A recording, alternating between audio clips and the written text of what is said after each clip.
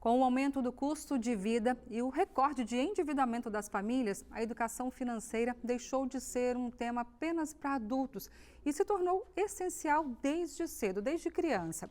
Durante a Semana Nacional de Educação Financeira, ganha destaque o projeto Jogar e Aprender, do Instituto Brasil Solidário, que já alcançou mais de 1.700.000 estudantes com jogos educativos sobre dinheiro, consumo consciente, sustentabilidade. Luiz Salvatore, presidente do Instituto, explica como a iniciativa funciona e como famílias podem aplicar os ensinamentos em casa.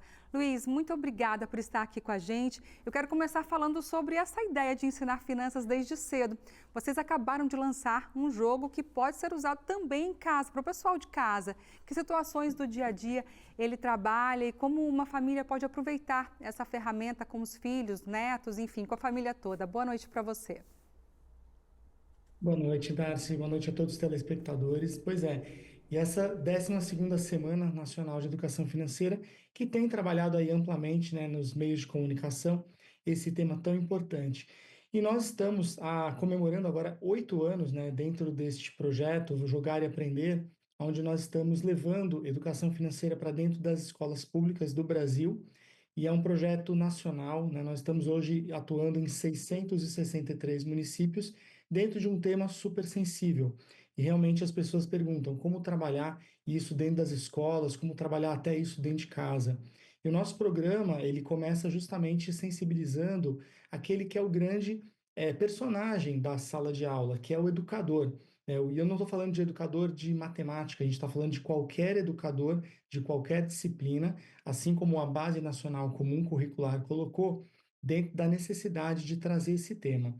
E este educador, ele na verdade, quando a gente observa o tamanho do problema no Brasil, o tamanho dos números de endividados e também de inadimplentes, a gente tem que entender que muitas vezes este personagem também faz parte dessa realidade.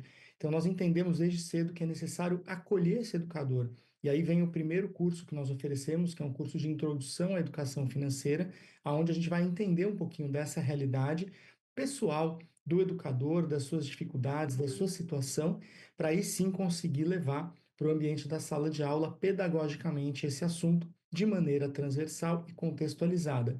E os jogos, eles foram criados justamente para dinamizar isso. Então, seja qualquer disciplina, né, qualquer componente curricular que aquele educador esteja lecionando, a partir do momento que ele tem uma dimensão pedagógica desse assunto, ele também pode, utilizando os nossos jogos, trabalhar esses conceitos com alunos.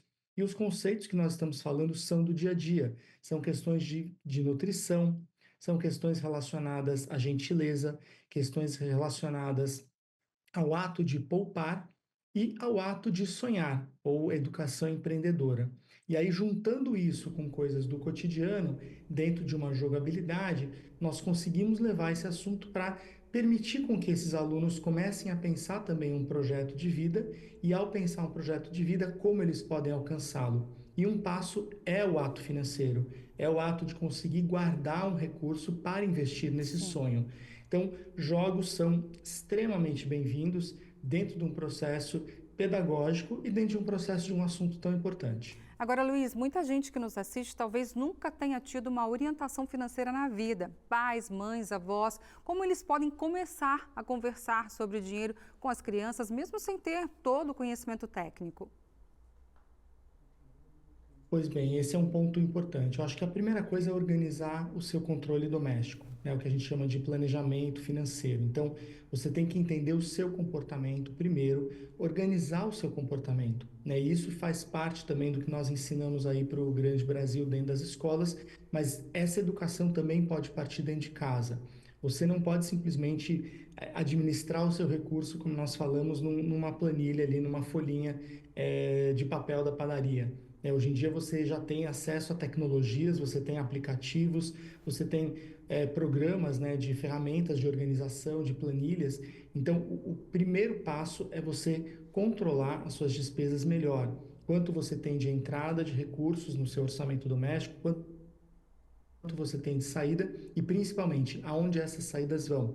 Gastos de emergência, gastos essenciais, estilo de vida, comportamento. Então, você tem que qualificar isso E eu acho que a partir do momento que você tem um controle, você consegue ter noção da onde esse dinheiro está indo e para onde ele, com qual finalidade ele está indo, né? Porque a educação financeira começa no seu comportamento. Então, quando você tem isso organizado minimamente, você pode começar a conversar com seus filhos ou com seus netos. Eu acho que não tem que ser um tema tabu, tem que ser algo que faça parte da rotina das famílias. E quando você tem esse controle, você pode fazer um pouco mais dessa conversa aberta.